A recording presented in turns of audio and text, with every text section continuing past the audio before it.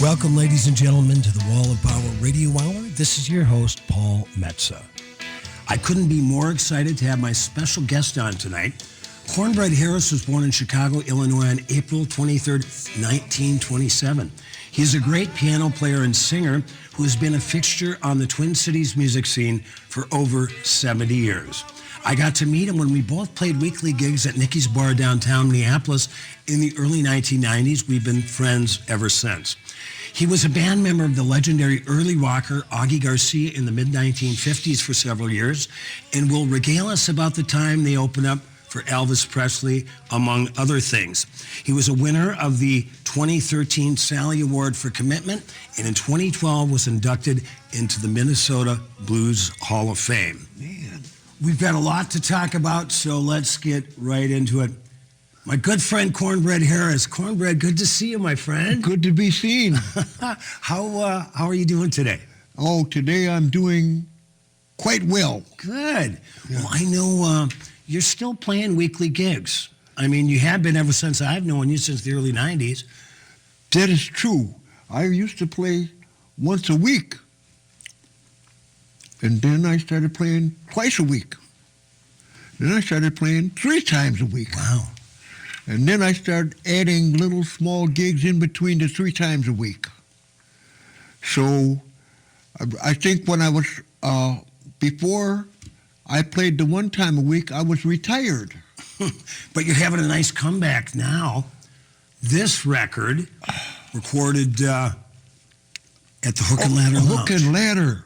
And that's such a gorgeous picture of you, too. Fabulous place. Man, that dude over there is just somebody. That Chris Messina, he heard him? And Jackson Buck and the boys, they do a great job over there. That's his name, yeah. Yeah.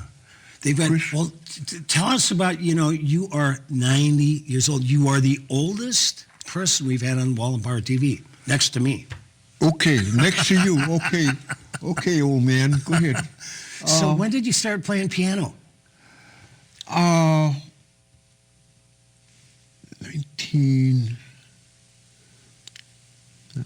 17 or 18 years old. Okay. But that was because of music lessons, how I started playing piano. I went to St. Bernard School. Okay. And it was a Catholic school, and they had the nuns there, and they taught music lessons to the kids. So I had to go to music lessons. I didn't want to go. And I decided that I didn't want to go because my friends would come to the door, and I'm named James Samuel Haverson here. Could Jimmy come out and play? And my grandparents said, no, Jimmy can't come out to play. He's got to practice his music. And that was one bad point right there. And then the nuns decided when you make a mistake, they like to whap your hands with the ruler. I was going to ask if that ever happened. Yes, And man, so there were 2 things wrong with this thing. And you're a piano player. You need your fingers, right? I need my fingers in here. They're mashing them up and trying to teach me how to play with my fingers. That doesn't make sense. That you got something you're trying to train. That harsh training is not as good as loving training. Mm-hmm. It's not as good. And you teach, too. You've taught over the years. Oh, over the years I've taught. I taught at the Capri Theater. I had classes of anywhere from 4 to 6 people on an evening that would come in, and I would teach as a group. Music, all kind of music, saxophone, whatever. Mm-hmm. Because sounds is the name of the game. So whatever you have that you can make a sound with, that's playing music. And you can't play it well, or you can't play it well, or whatever. So I take the ones who can't play it well and tell them, this is your note. Mm-hmm. One note? Yeah, don't try to vary or do anything. And the ones who can really kick, I said, okay, you got the open field jazz thing going here. And then I could always signal that one note guy, play your note now. So how come you let so-and-so sit in, he can't play? what are you talking about? He can't play. He was playing. Right. Just had to play one note. He can play that one note. So I just have had very good luck with the retirement that I'm on. And I have very wonderful blessings going all the time. So what do you remember the first music you heard out of the house? I mean, you grew up in Chicago. Were you able to get to, when you were old enough, any of the clubs and hear those musicians? Okay. I don't know. A second ago, I mentioned something about being bow-legged and crippled and everything. 3 years old, my parents died. So I was in many foster homes. Chicago foster homes, Detroit, Kansas City, St. Paul and Minneapolis, of course. Wow. Foster homes. And finally my grandparents took me in, and so I stayed there till they died on the highway after selling their automobile, Peerless Arrow, one of the finest cars that ever hit the road. And they bought a nice Rambler, almost even trade. And they took a vacation and they got killed on the highway. Oh. But they had left their home to my sister and I. I never mentioned my sister before. And so we sold the home, and she went to Denver, Colorado, and I stayed in St. Paul until I finished high school. Then I went into the service. The music, my memories of my first music was about that time when I really started thinking about music. And of course, that was Hank Williams and that kind of thing. Country music. Were you listening to the Grand Ole Opry? Grand Ole Opry, oh man, fabulous show. Fabulous show. I can remember stuff that I can't even explain to you, on our thing here now, that those people were just fabulous. My mind's going so fast that I'm just muttering now. I don't mean. That's all right. It's amazing. I used to book a blues club in town for about 7 or 8 years. Mm-hmm. And it was amazing how many of the older blues cats that came from Chicago and Detroit and Mississippi, mm-hmm. how many of them grew up listening to the Grand Ole Opry. They love country music. Sure. And so we had country music and spiritual music, because my church affiliations were Baptist, Episcopalian, that kind of thing. Holy Roller, that was my biggest one. They believed in singing some songs mm-hmm. and having a good time. And so all of these things were indelibly imprinted on my mind and psyche. So when I had my country and my spirituals, I had that listening experience. And then when I got older, where I could go to the bars and stuff, I went to the Negro section, the black section, the whatever, of town in St. Paul, and heard the jukebox playing the blues and the rock and roll and doo-wop. Mm-hmm. And I'm thinking, wow, here's another style of music. And so I kind of gravitated toward a blues thing mm-hmm. and found out that spirituals just fit right into there. And country, all I had to do was put in sevenths and minors, mm-hmm. and all of a sudden my country music was blues music. And so I started playing that without having the experience of being around blues music very much. And then they told me, oh, you play so authentic. Well, I play authentically what I got impressed with mm-hmm. and mixed it all up into this one style, made my own style because I didn't stay around the music very long. The cornbread gumbo. Gumbo, yeah, thank you. Yeah, jambalaya, crawfish pond. Yeah. You know, and so Mio Mayo. Yep. Let's. Okay, so When did you start playing with Augie Garcia? Okay, I started playing with Augie Garcia. For those of you that don't know, Augie Garcia was probably one of the first rock and rollers in the Twin Cities. And St. Paul kid, right? Yeah, St. Paul, West Side they called it. Mm-hmm. Just across the river from the airport down there in the hole. You're at the end of the bridge. And then you turned to the left and went down in the hole down there. And I lived down there a while too, before I ever met Augie. But I happened to meet him because I played at, worked at American Hoist and Derrick at the end of the bridge. Across the street from American Hoist and Derrick was a bar that Augie and his drummer man, did you know the drummer man's name? Mm-hmm. Okay, well, I might think of it. So it wasn't Ringo, was it? Ringo? Ringo Starr, sure, that was him. No, not at all. But that'll come to me maybe too. But I'm so excited to be on your program and well, this is great. I just love this history. You lived it. Yes, I did. More with Cornbread Harris, piano player and singer on the Wall of Power Radio Hour after these messages. You're going to that vengeance thing, man. Woo!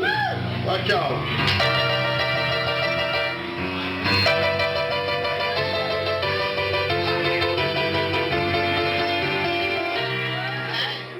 Life after military service is different. Many veterans find transitioning difficult, feeling lost and uncertain about the future. These feelings don't take away from a veteran's strength, courage, or sense of duty. If you're a veteran in crisis or know one who is, the power of one person, one connection, one act of compassion can make a difference. For free 24/7 confidential support, call the Veterans Crisis Line at 1-800-273-8255 and press 1 or visit veteranscrisisline.net. Crooner's Lounge and Supper Club is delighted to offer its spacious facilities for your private function. From weddings, retirement parties, business dinners, or any special occasion, Crooner's combines a dedicated full-service special events team, an award-winning chef, and a beautiful lakeside ambiance to make your event a resounding success. Visit croonersloungemn.com to learn more about their private dining options or call 763-571-9020 to get a quote for your next event today.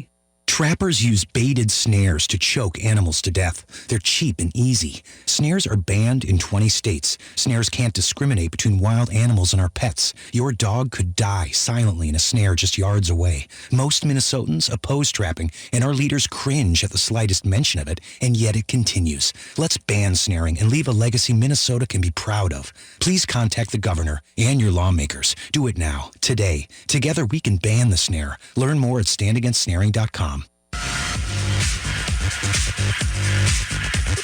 Saturdays at 1 p.m., you have a chance at a fresh start, a new beginning. Hi, everybody. This is Freddie Bell, host of New Beginnings. Our show features the concerns of America's 78 million baby boomers in employment, finance, health and nutrition, spirituality, and even entertainment. Every day is a chance for a fresh start. Join us Saturdays at 1 p.m. for New Beginnings with Freddie Bell on AM 950, the progressive voice of Minnesota. The Spring St. Paul Art Crawl, presented by the St. Paul Art Collective, will be running April 27th, 28th, and 29th. This is a must-do experience that you will love. Over the weekend, you'll have the chance to explore a wide variety of art while touring through local artist studios, lofts, and galleries. Hosting over 350 artists, up for purchase will be paintings, photography, pottery, sculpture, fiber arts, and more. The Art Crawl sprawls over 34 locations. Join the Art Crawl and discover outstanding art for you to own. When you buy local art, you're providing to artists so that they may continue to create the art we love. The Metro Transit is supporting the local art community with free transit passes. Download your pass to ride buses and light rail for free during the Art Crawl. Be sure to get details at the stpaulartcrawl.org. That's the stpaulartcrawl.org. Welcome back to the Wall of Power Radio Hour. This is your host, Paul Metza. We're going to listen to a little bit of Augie Garcia's recording of Hi Ho Silver from 1955, featuring my guest, Cornbread Harris, on piano. And it's singing hi ho silver, hi ho silver, hi ho silver, hi ho silver, hi ho silver away. Yeah, let 'em roll like a big wheel in a Georgia cotton field. Oh baby, well come on to this house and stop your jibbity jab. Hey, come on here, baby, and stop the old jibbity jab. Now don't give me no back, cause you big fat Augie don't want no talking back. Now he said they're talking about this and that. Yeah, he said they're talking about this and that. So you're playing with Augie Garcia. Do you remember what year you started with Augie? No, but I got some papers that you can check on. It was probably the early 53, 54, something like that. Yeah, and 55 and 56 too. Right, right. And it was a mixed band, wasn't it? Yeah. Well, mostly Mexican and Negro and white. Yeah. That's mixed. Is it? Okay. And but for its time, that was a little ahead of its time. I mean, there wasn't a lot of integrated bands. Oh no, I had clubs back then. I had just come from being terribly treated on Northeast Minneapolis.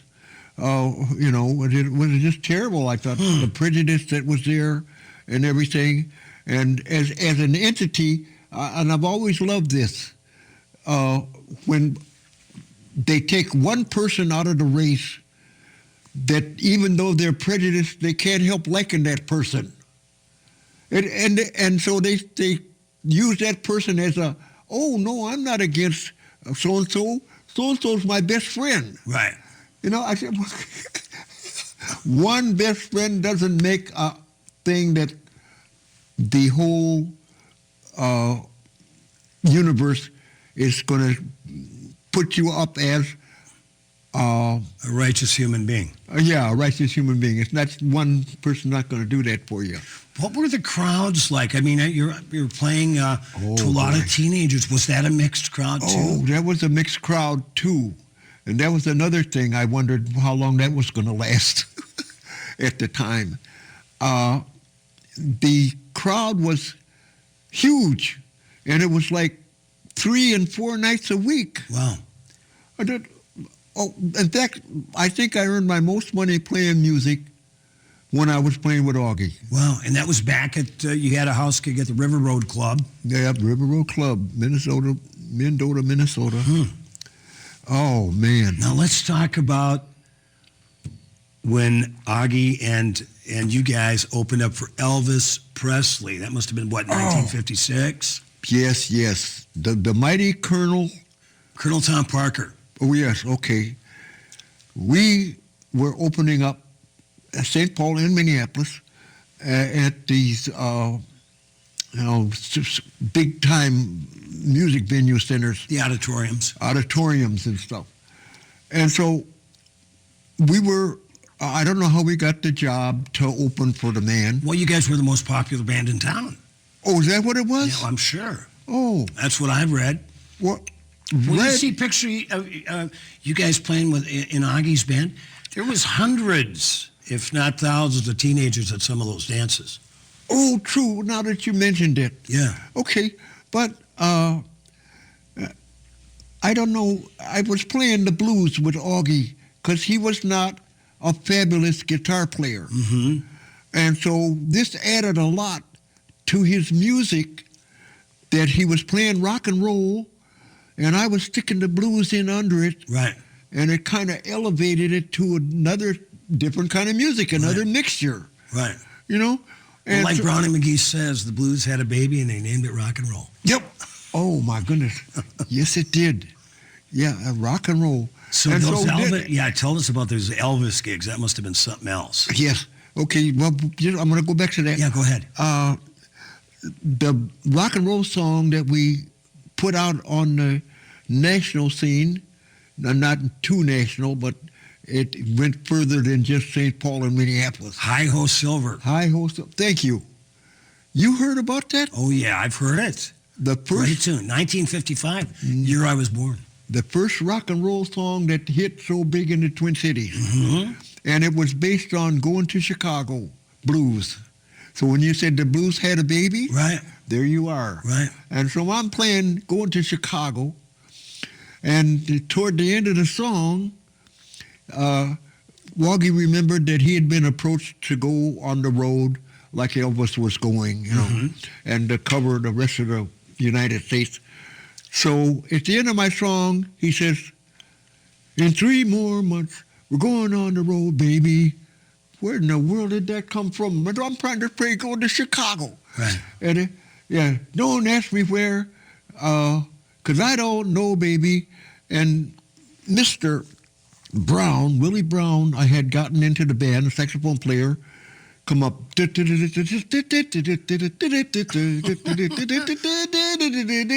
Lone Ranger thing. The Lone Ranger team, and we launched into Hi-Ho Silver. Just kind of on the spot. On the spot. This was all unrehearsed. Wow. No ever knew what was, the other person didn't know what the other person was doing. And I took that lesson into my music all the way until today. When I go on the bandstand today, I don't have a set list. I have a general idea out of my, 100 songs, whatever, that I'm going to play some of those 100 songs. But I don't know which ones. Right. And I don't know when they're going to come down. So as the band is cooperating and conversating with each other, somebody will say, man, my daughter went to Kansas City. Kansas City, boom. That's the next song. Right. Sparks the idea. Yeah. And so the ideas are flowing freely. The music is flowing freely. And each person is in the conversation of the music. And I don't know.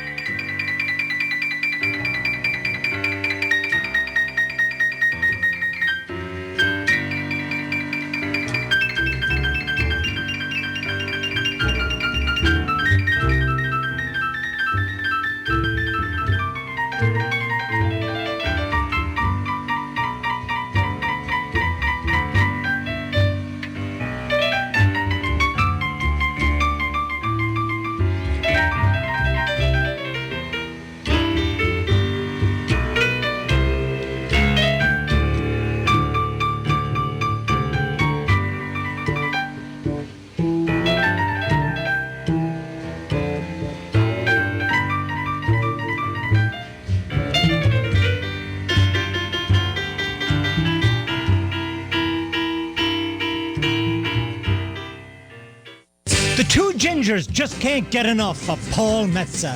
He's smooth, yet strong, a great mixer and very refreshing. The Two Gingers are his biggest fans.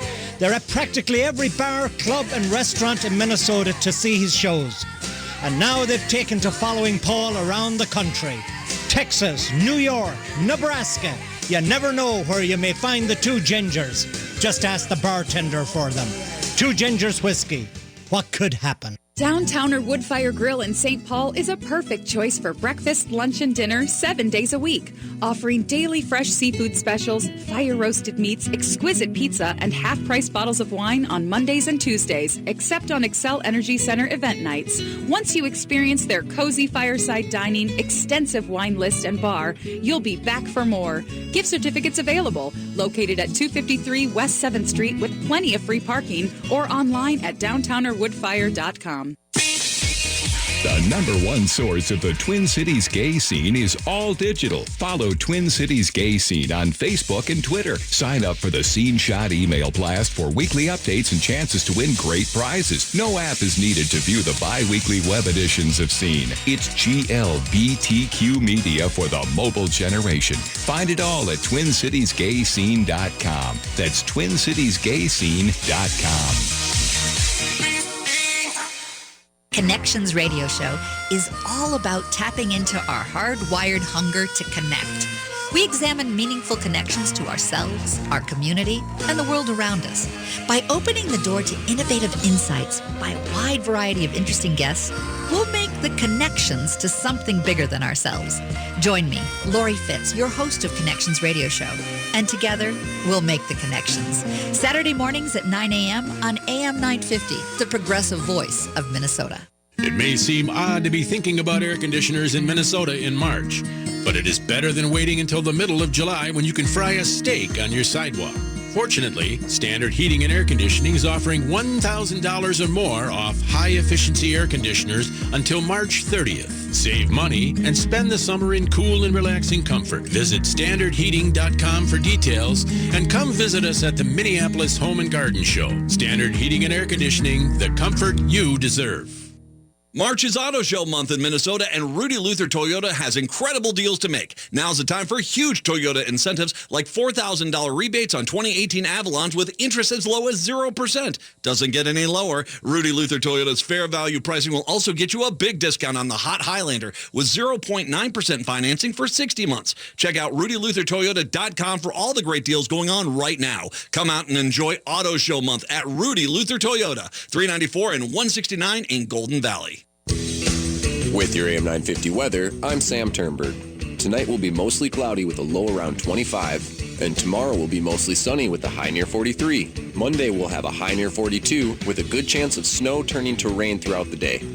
The Eat Local Minnesota Restaurant of the Week is Hazel's Northeast. Their dishes made from scratch are rooted in over 50 years of family tradition that are healthy, hearty, and beautifully served. Come visit them at 29th and Johnson in Northeast Minneapolis. And for more information, see eatlocalminnesota.com. Welcome back to the Wall of Power Radio Hour. This is your host, Paul Metz. My guest in the studio for the whole show tonight, piano player and singer Cornbread Harris. We chatted about the time Cornbread, while he was playing with the Augie Garcia Quintet, opened for the great Elvis Presley. I met Scotty Moore, Elvis's guitar player, when he was in town about 10 years ago. But tell me about the gigs when Augie and the band opened up for Elvis Presley in Minneapolis and St. Paul.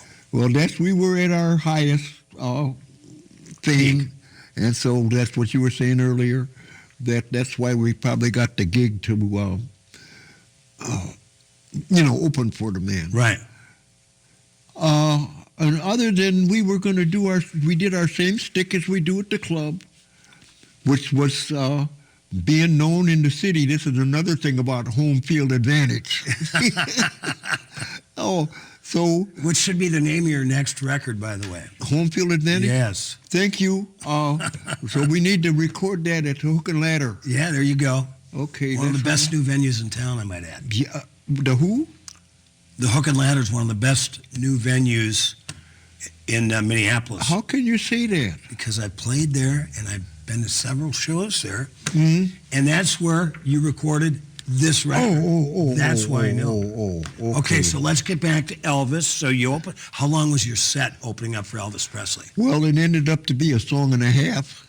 Right, so tell the story. It's crazy. I mean, the first song was bad enough, but when Augie started dancing around in the Bermuda shorts, and that was the Hi Ho Silver song. And, 6 more months, we're going on the road, baby. And the audience just burst into cheers. Right.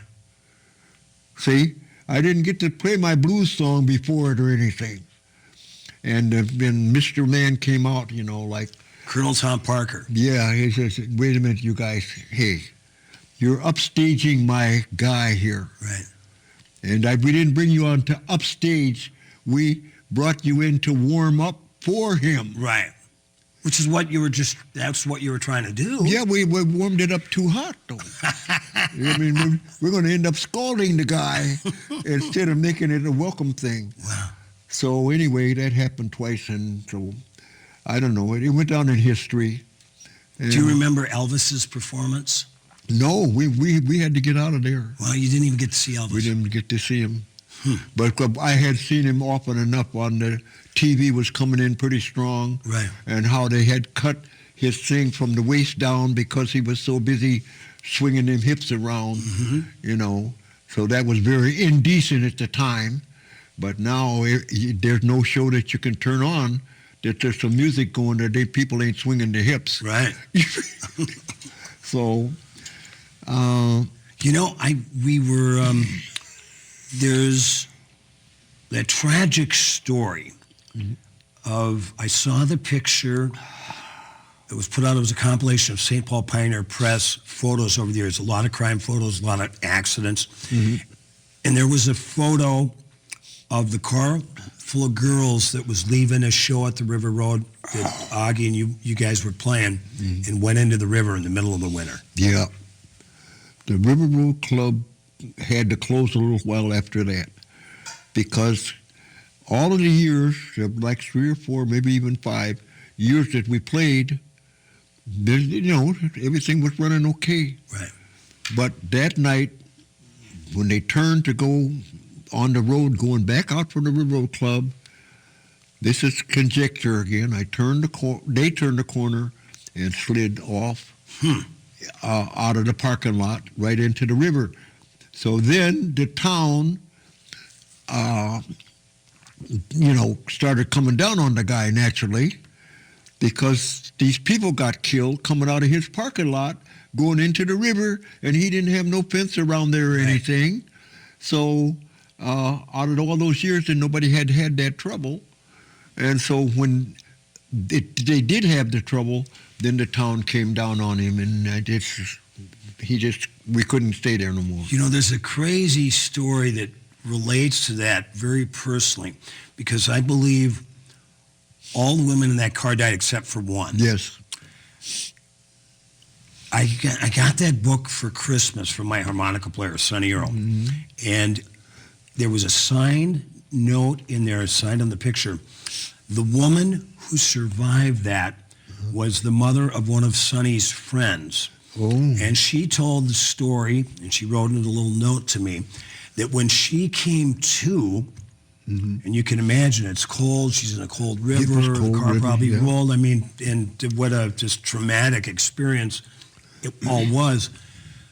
But the first thing she saw was Augie Garcia in his red Bermuda shorts, and she thought she had died and gone to hell and was staring Satan in the face.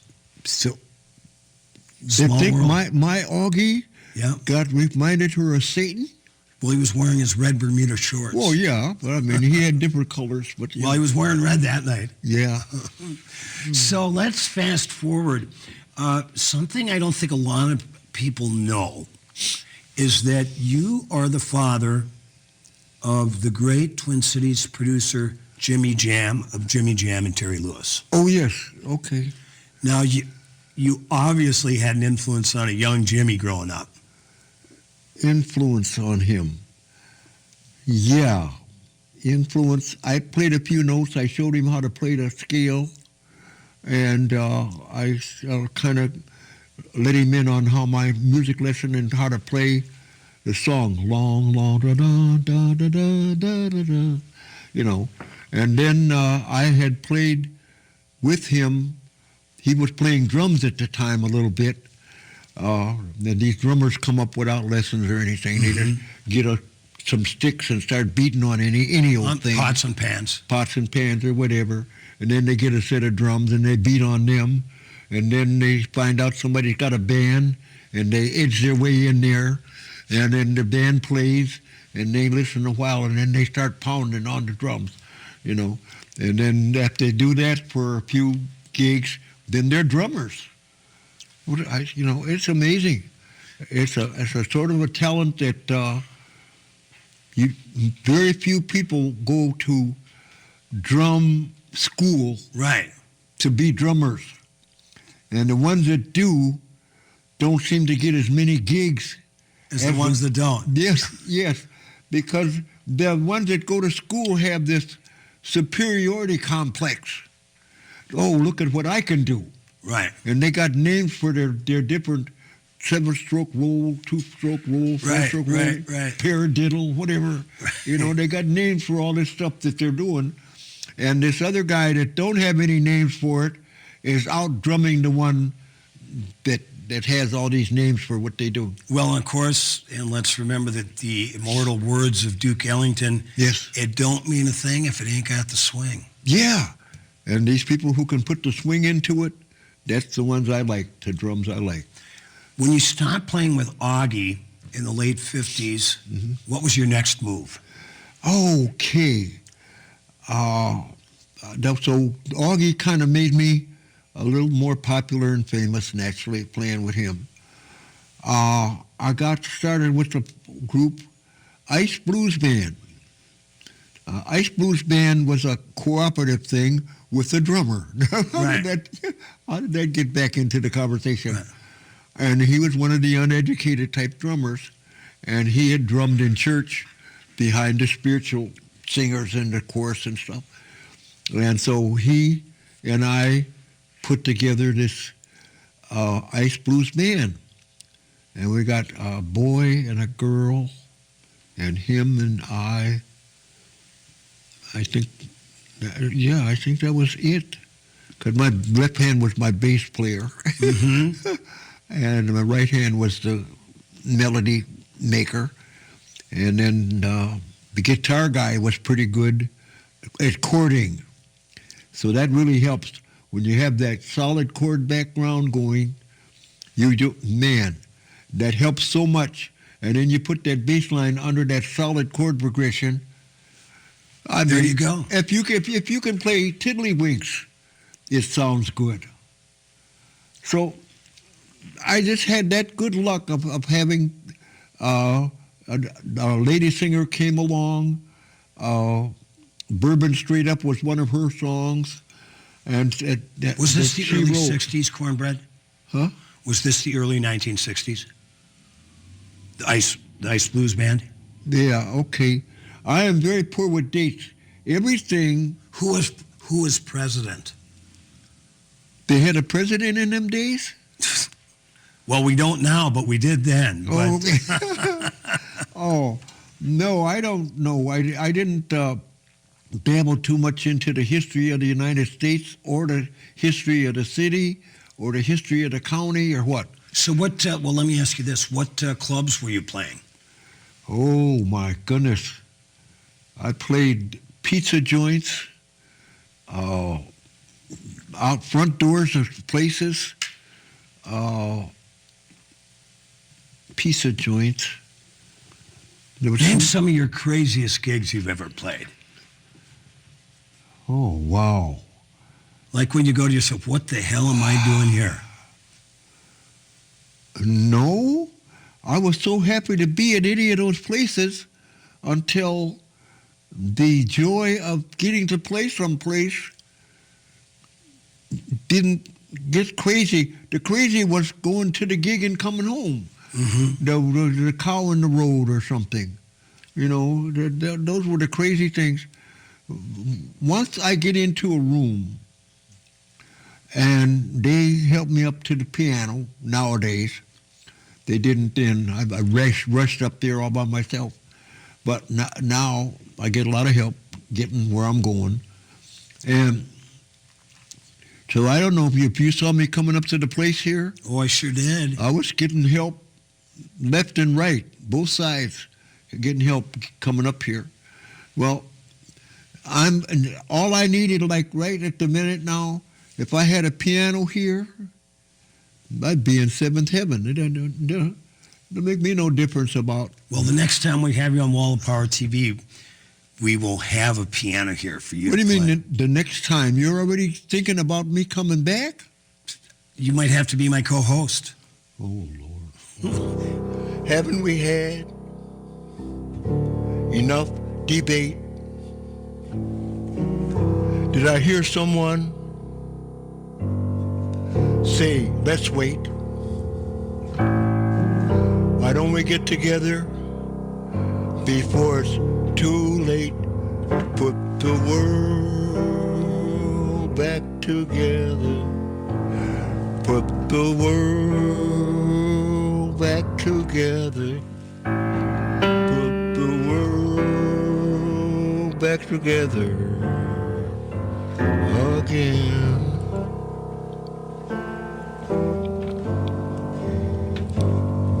Right in the country sounds insane.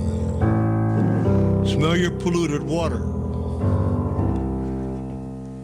Feel your acid rain. Cut down your forest, why don't you?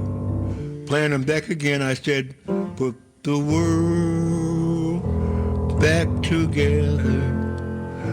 Put the world back together.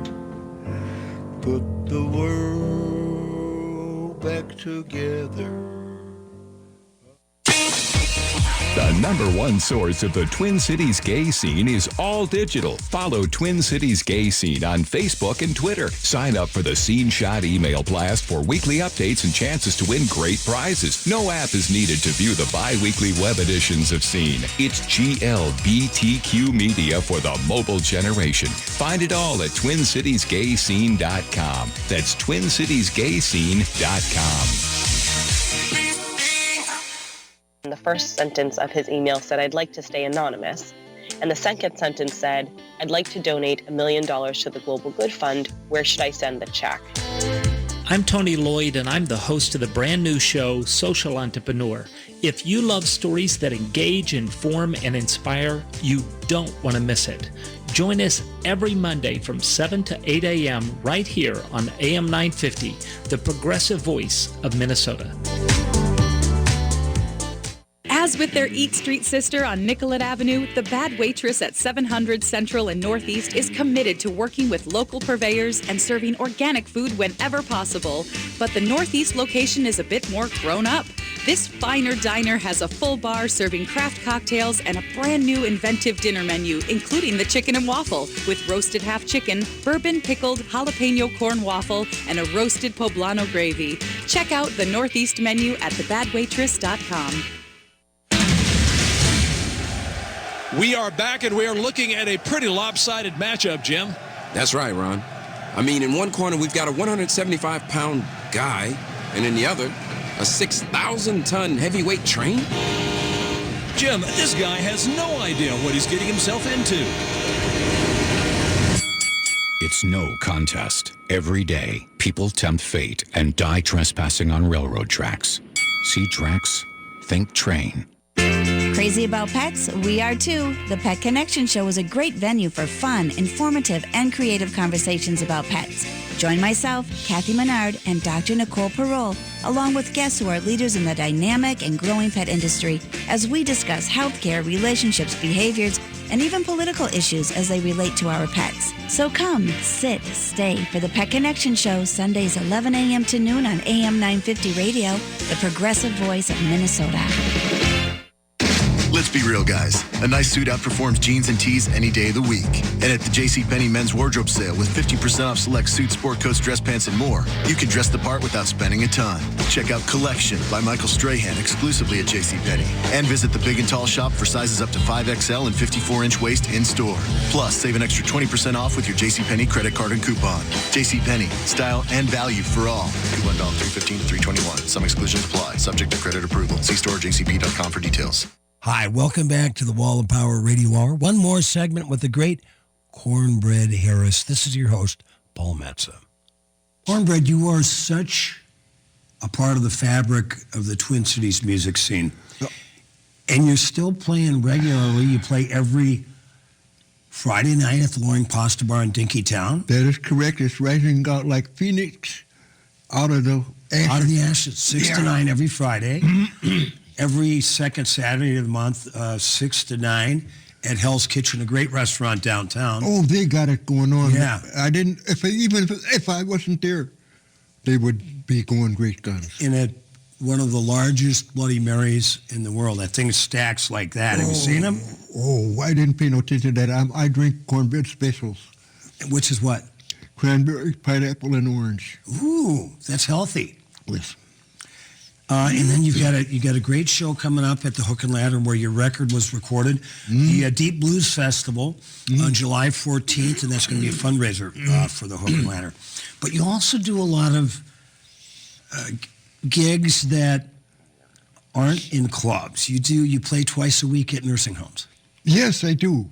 Open Circle Augustana, but they have a thing called Circle of Prayer, and so I play behind the singers, and that is a fun thing. You never know what key you're going to be in. Right. Whoever starts out the song, now you got to try to find out what key they're in. Right. And then before the song is over, at least be able to play the right closing chord. Meet them at the end, right? Yeah. You know my favorite key? Be Satisfied. Be Satisfied. You're playing that key? Oh, I was thinking of the Drunks. Whiskey. You know, you played a song, and every time I seen you, because we did the 2013 Sally Awards, you got an award for commitment at the Ordway, and I was there to salute the late, great Sue McLean.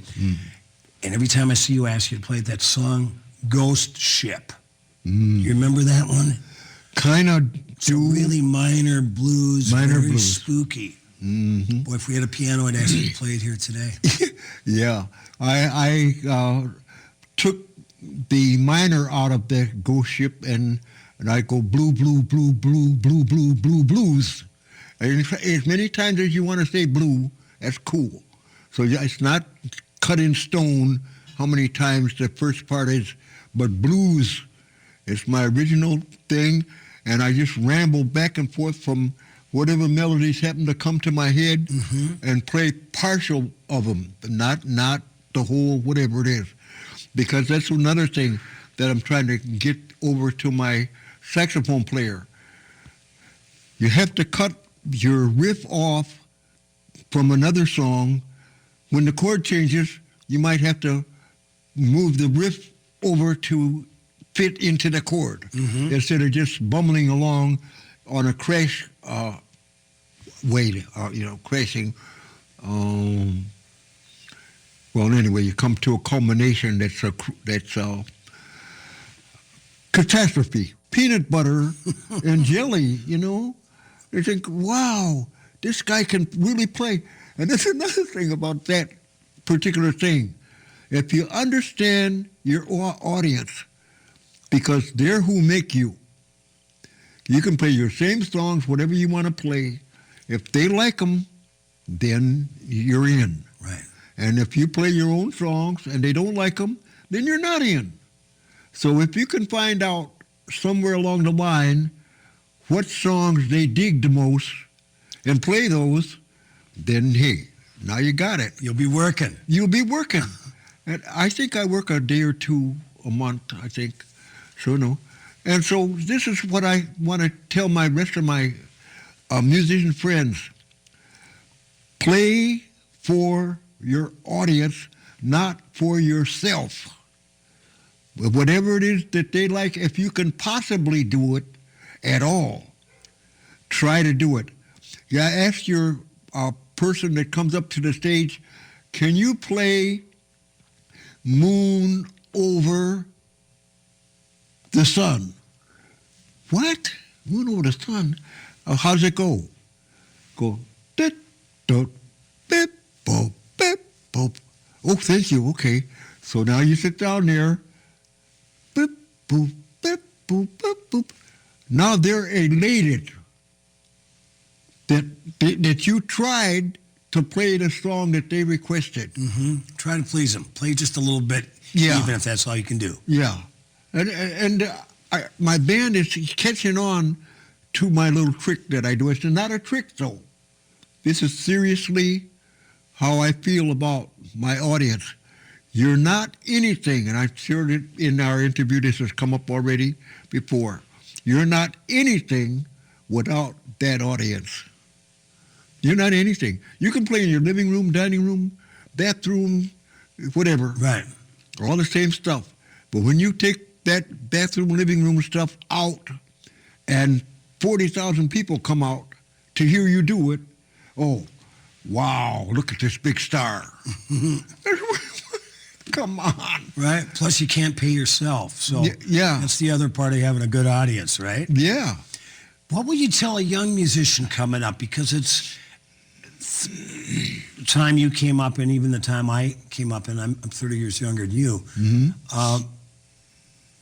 when live music was really revered. Yes, it was. Sometimes I fear that it's being devalued because there's so many other alternatives for kids these days, video games, computers, you name it.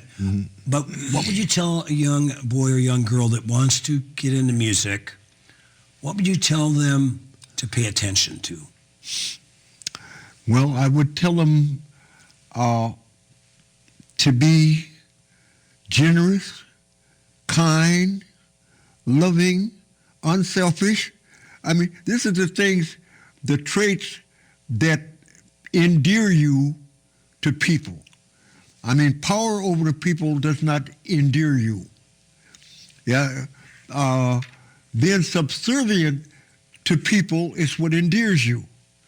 I remember at the awards, Sally Awards, when I stood up there, I think the most remembered sentence of my presentation and thank you was, if you want to be a star, be a giver. Thanks for listening to the Wall of Power Radio Hour. The show was produced by Paul Metza, engineered by Paul Sowie, and we'd like to thank our guest, the lovely Cornbread Harris. The show was brought to you in part by Iron Range Resources and Rehabilitation.